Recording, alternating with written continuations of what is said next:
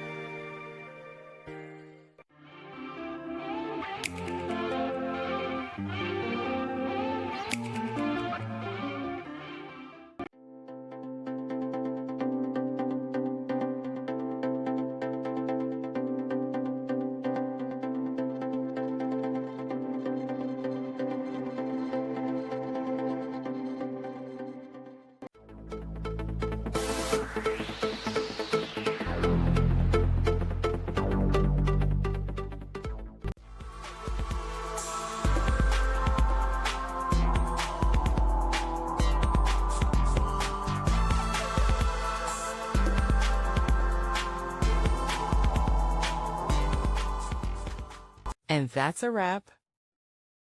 I hope you found the answer you were looking for. If you did, take a second to hit that subscribe button. It really helps out.